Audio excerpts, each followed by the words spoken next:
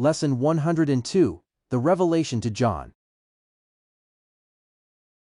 John saw 16 visions while he was a prisoner on the island of Patmos. These visions weren't just separate pictures of future events, they formed a progressive revelation showing how Jehovah's purpose would be completely fulfilled. They reveal how Jehovah's name would be sanctified, his kingdom would rule, and his will would finally be done on earth as it is in heaven. Together, they trace the fulfillment of the prophecy at Genesis 3:15, showing the establishment of God's kingdom, the defeat of Satan, and the restoration of obedient mankind. Rather than overwhelming us with symbols, the visions reassure us that Jehovah has every step of his purpose under control.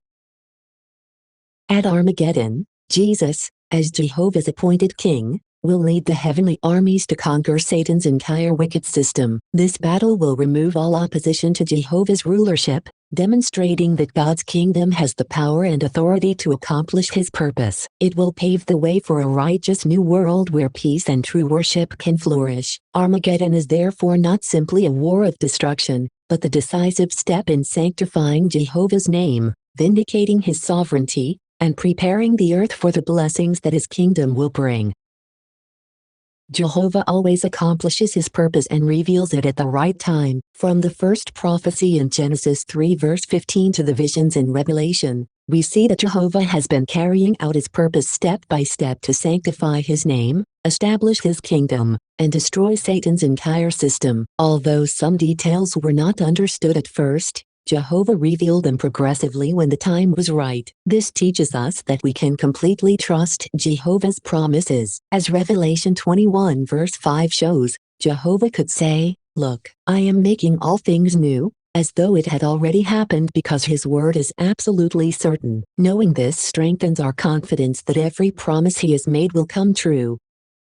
We should remain faithful and keep focused on Jehovah's purpose regardless of our circumstances. John received these remarkable visions while he was elderly and imprisoned on Patmos, yet he remained zealous in Jehovah's service and was used to write the final book of the Bible. His example reminds us that Jehovah can continue to use us no matter our age or situation, if we remain willing and obedient. The visions also remind us that although Satan knows his time is short and the world is becoming more difficult, Jehovah's purpose is moving forward exactly as foretold. So we are motivated to stay spiritually clean, continue preaching with urgency, and remain confident that our faithful endurance will soon be rewarded.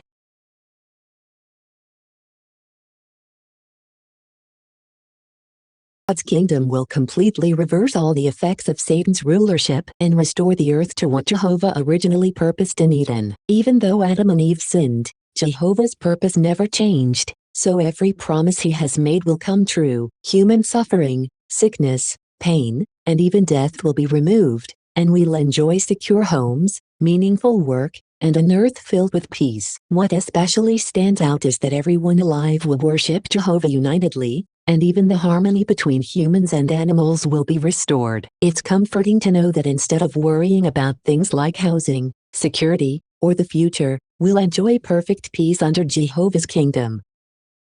I'd especially like to meet Gideon and one of the 300 men who fought alongside him. Humanly speaking, they had no chance against such a massive Midianite army, yet they trusted Jehovah completely and saw him give the victory. I'd love to hear what was going through their minds as their army was reduced from 32,000 to just 300, and how they strengthened their faith in Jehovah despite the odds. I think hearing their first-hand experiences would teach us even more about what it means to rely fully on Jehovah rather than on human strength. This lesson highlights that Jehovah is completely loving, trustworthy, and faithful to his promises. Even though Adam and Eve sinned, Jehovah never abandoned his original purpose for mankind. Instead, he has patiently worked to bring about a future where suffering, sickness, pain, and death are gone forever. It also reassures us that Jehovah isn't the cause of mankind's suffering, as many believe. Rather, he deeply cares about us and has both the desire and the power to restore the earth to paradise. Because every promise he has made will come true, we can have complete confidence that the future he describes is certain.